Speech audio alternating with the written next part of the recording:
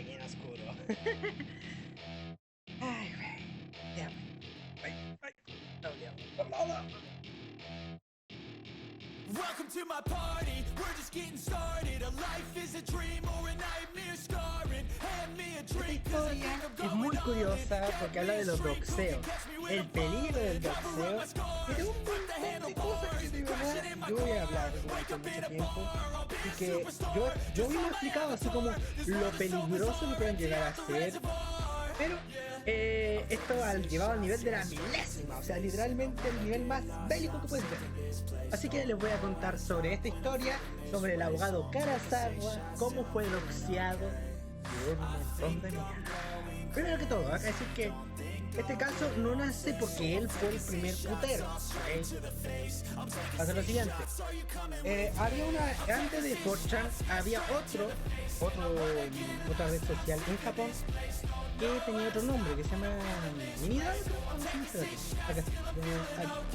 Gente pasó a tener miedo de dejar cualquier rastro de nombre real en miedo al doxeo. Le tuvo que en el país, un fiel interés que dejó es la calamidad de Has.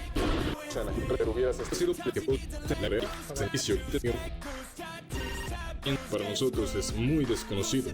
En un por aquel entonces joven tablón de texto japonés llamado Nichan, el precursor de... Nichan se supone que era el precursor básicamente de 4chan, era como lo más básico. ¿Qué es lo que pasa en esta historia? Lo que pasa en esta historia es lo siguiente. Se supone que había una persona que literalmente era un troll, así molesto, pero molesto a morir, que literalmente molestaba a todo el usuario de bueno, le voy a decir comida 4chan, porque es una costumbre, pero no me acuerdo el nombre. Entonces, él tenía el nombre como Yagan, así, Yagan, y el chiste de él era básicamente molestar en todas las personas que están ahí, que estaban tranquilas, molestarlo, criticarlo, insultarlo, pero él se descuidó, porque en un momento ellos ven una foto y pillan su cara, y ahí es donde nuestra historia empieza. Voy a poner acá. Y se había hecho ya un nombre infame dentro de la comunidad de Nichan, pero fue en 2013 cuando Taichi vería por primera vez las repercusiones de sus actos. Taichi en repetidas ocasiones se solía burlar de gente sin educación universitaria, y siendo así, un día este publicó una carta de aceptación a una prestigiosa universidad japonesa, cubierto, obviamente, para que no se viera su nombre ni su información. Pero a la gente de Nichan le dio igual, y a las horas encontraron la lista de la clase de admisión de ese año, y en nada terminaron identificando a Taichi Yagami como Ryuta Hasegawa, de 17 años. Taichi estaba jodidísimo. Años de estar rompiendo las bolas en Nichan estaban a punto de explotarle en la cara, pero en vez de... Y ojo, consiguieron el número de todo, o sea, de su familia, de sus padres, de todo. O sea, el doxeo en Japón es bélico con ganas, compadre. Hacer lo que cualquier otra persona en esa situación, que sería disculparse o cuanto menos y ese es el abogado que justo venimos a hablar con él. Desaparecer después de ver la cagada que se había mandado. Taichi amenazó con que iba a demandar a todos quienes estuvieran involucrados en la filtración de su información. Exacto. Y no estaba jodiendo. Taichi acudió al bufete de abogados Koshin Law Firm y contrató al verdadero gran protagonista de esta historia, el abogado Takahiro Karazawa. ¿Qué es lo que acaba de decir? Takahiro Karazawa supone que era un abogado de crímenes cibernéticos, pero esta persona no sabía nada, pero nada de crímenes cibernéticos, así, nada, literalmente. Él, me acuerdo que demandó a los creadores de la red y dijo, güey, yo quiero los datos de estas personas que están haciendo esto con mi caso y demás. Ojo que en términos legales tú tienes que dárselos, y son personas que están amenazando de vida, están haciendo... Tú tienes que dárselo. Todas las compañías están obligadas a colaborar con la policía y obviamente con los servicios legales si es una información personal. O sea, si Google te dice literalmente que hay un weón que es terrorista, Google va a dar la información de todo, dirección, datos, toda la información. Y pasa con todas las compañías, ya, salvo con algunas que están con cierta encriptación, pero de ahí para adelante todas trabajan así. ¿Qué es lo que pasa?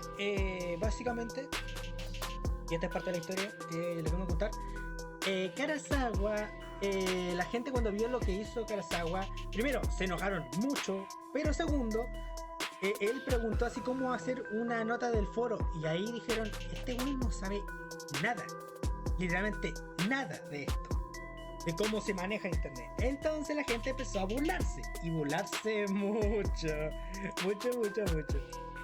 Directamente ridículo que el que se decía experto en ciberseguridad no supiera ni cómo hacer un post y que encima esperase que de buena fe los usuarios de Nichan le dieran esta información.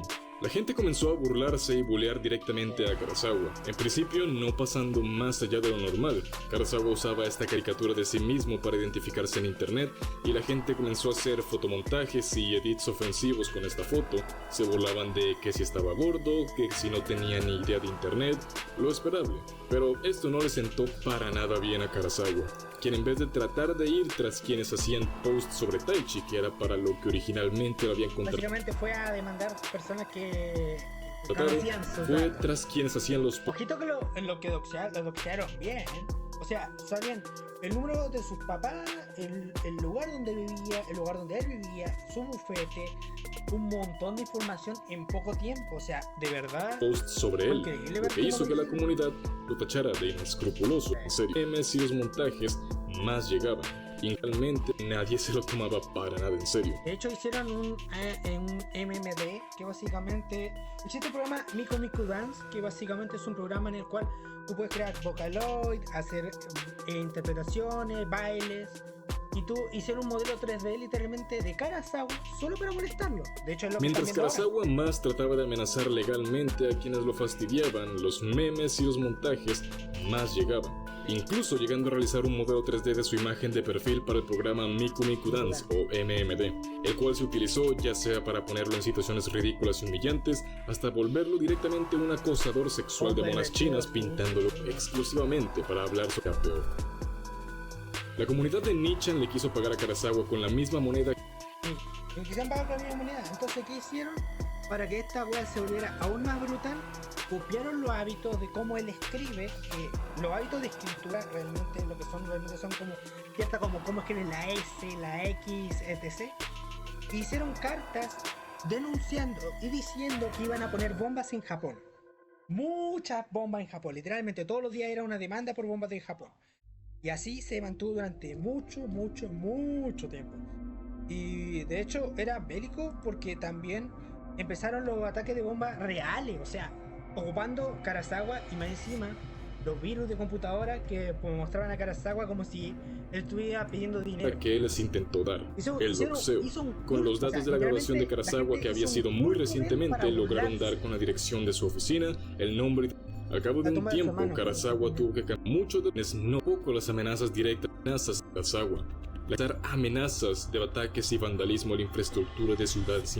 De igual manera, se comenzaron a propagar viruses con la imagen de Karazawa que bloqueaban el equipo de quienes lo instalaban y arrojaban un mensaje supuestamente de parte de él que pedía 30.000 yenes a cambio de desencriptar la información, y por supuesto que se volvió uno de los ransomware más extendidos de todo Japón por aquellos años. Pero eso era apenas una probada de todo lo malo que terminó sucediendo, consecuencia de esto. Y para explicar bien lo que acontecería a partir de este punto, te tengo que hablar sobre un grupo de yoga que se convirtió en una secta terrorista que realizó múltiples ataques químicos y causaron la muerte de decenas de personas en Japón durante los años 90. Lo que pasa es que esta secta tenía a su líder espiritual y la gente le pareció tan divertido que tomó a este tipo espiritual más las creencias del abogado, que él creía en el cochinismo, que se supone que era como habla de la paz y lo que sea, mezcló ambas cosas y crearon este culto Karazawa más bélico terrorista. Entonces llegó a un nivel que ya era insostenible. Era un nivel insostenible, de verdad, triste.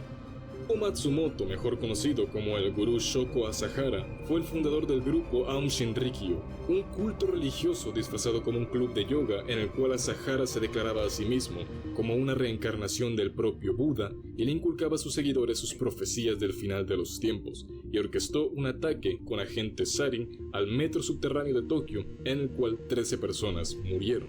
Y te preguntarás, ¿qué carajos tiene que ver esto con Karazawa y Nichan? El bufete de abogados fundado por Karazawa llevaba por nombre Koshin Law Firm, basado en la fe Koshin Shinto, misma rama religiosa a la que el gurú aseguraba pertenecer. Y como los ataques y las amenazas en nombre de Karazawa paulatinamente estaban aumentando en intensidad y gravedad, la comunidad de Nichan comenzó a crear esta semejanza entre el gurú Asahara y el abogado Karazawa. Todos quienes se habían casi que obsesionado con el caso de Karazawa se nombraron a sí mismos en una cuasi religión cultista conocida como el Koshinismo, y ellos se renombraron como los Koshinitas. Los Koshinitas se dividieron de manera extraoficial en distintos grupos, todos con diferentes intereses. Los misioneros eran quienes Esto es llevado literalmente a un nivel de terrorismo grande. Y Japón la pasó mal. Porque toda esta gente que estaba haciendo crímenes y weá, solo porque odiaban a este abogado, hicieron mucho mal. De manera no necesariamente irónica extendían las creencias del Koshinismo y la adoración hacia la figura de Karazawa, realizando actos de vandalismo cibernético menores como cambiar información en las páginas de la Wikipedia. Los investigadores, que eran quienes se dedicaban básicamente a continuar acosando a Karazawa, averiguando sus horarios diarios e incluso utilizando drones para monitorear los alrededores de la oficina de Karazawa. Los artistas, quienes eran los que se encargaban de todas y cada una de las piezas gráficas y audiovisuales del shitposteo de Karazawa. Los edits, los videos de MMD, las camisetas, los pósters, los afiches, todo lo que se pudiera transmitir en una pantalla o imprimir en algún medio, era de lo que ellos se encargaban. Y luego estaba el verdadero problema, lo que ya iba a un nivel bastante más allá en esta historieta, los llamados Waruimo Koshinjin. Literalmente, los malos Koshinitas. Los Koshinitas extremistas que realizaban las amenazas de bombardeos y ataques terroristas en nombre de Karazawa y el Koshinismo. Robaban, vandalizaban y realizaban amenazas de muerte y hackeos en masa, todo para extender la creencia del Koshinismo, como incluso llegar a profanar la tumba del hermano fallecido de Karazawa.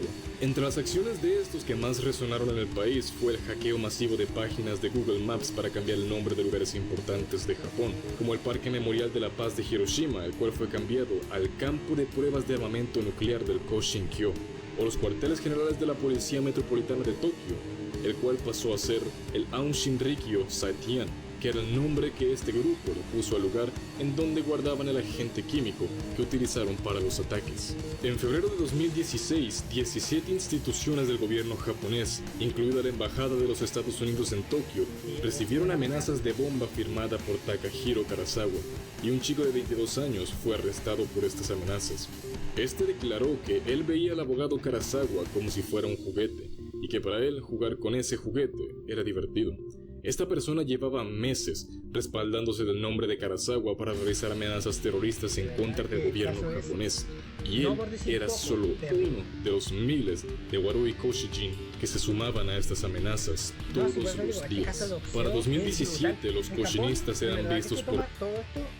En Japón existe algo que es literalmente el anonimato completo, o sea, en Japón se intenta, se obliga y se requiere que todo esto sea literalmente anonimato, porque este caso dejó tan trastocado a Japón que ellos mismos temen mucho de que cualquier persona sepa cualquier cosa de su vida íntima y que básicamente le pase lo que pasó a Karazawa. Cualquier persona podría ser el próximo Karazawa, solo porque molestaron a una comunidad en internet. Por medios japoneses como uno de los grupos de cibercriminales más peligrosos. No hay tantas redes sociales. Lo que tú más vas a ver es el Facebook en Japón, pero en otras no. Twitter quizás, peligrosos de Japón. Incluso a día de hoy se sabe a ciencia cierta que el Koshinismo, incluso sus vertientes más extremistas, siguen latentes en una buena parte de la gente joven hoy en día que conoce la cultura del Koshinismo y hacen uso de sus memes. Este incidente arruinó la vida de incontables personas, no solamente del abogado Karazawa, sino de cientos de personas relacionadas con él, sus clientes y sus familias, su propia familia, amigos, compañeros de la universidad. Taichi Yagami, la persona con la que empezó todo este pitoste, a día de hoy, 13 años después de su primer contacto con Nichan, no se ha logrado librar del acoso constante de los Koshinitas. Y sobra decir que esta calamidad, que ha mantenido un país entero de los nervios durante casi 15 años, ha dejado un trauma irreparable en la población, en donde exponerte de manera pública en internet y poner cualquier tipo de dato personal al alcance te puede convertir en el siguiente Karazawa. Por este motivo es que en Japón plataformas como Facebook apenas si se usan y la gente se decanta más por otras como Twitter o Line, en donde la norma es no usar tu nombre real y en donde nadie espera que publicas fotos o información de tu persona. Pues ahora existe como una suerte de regla no escrita en donde todos son anónimos en internet y nadie espera que alguien haga las cosas de otra manera, en donde si tú sabes la identidad de alguien por internet, es solo porque ya le conoces en persona. De este lado del mundo, la mayoría de nosotros ve la privacidad por internet como un privilegio del cual muchos nos desprendimos desde hace tiempo y tenemos asumido que en todo momento nos están monitoreando y traficando con nuestra información. Tanto es así que las personas con un mínimo de alcance mediático no tenemos mayor reparo en compartir información como nuestros nombres reales o el lugar de donde venimos. Dentro de lo que a nosotros nos ha tocado presenciar, los casos de doxeo y acoso cibernético, si bien sí han llegado a arruinar profundamente la vida de muchas personas, suelen ser, en el peor de los casos, una situación que meses después va a haber cesado y que a los años ni tú ni tus victimarios seguirán siendo afectados por las consecuencias directas de ese incidente. En Japón, la cosa es diferente, pues estas personas que se van a encargar de sacar y exponer tu información, y por ende, a ti, no se van a cansar. Van a pasar años en el que, en el mejor de los casos, va a haber alguien hostigándote constantemente en tu vida cotidiana, y en el peor de los casos, pues, vas a ser Takahiro Karazawa, la víctima perpetua de Japón. No sé, es muy probable.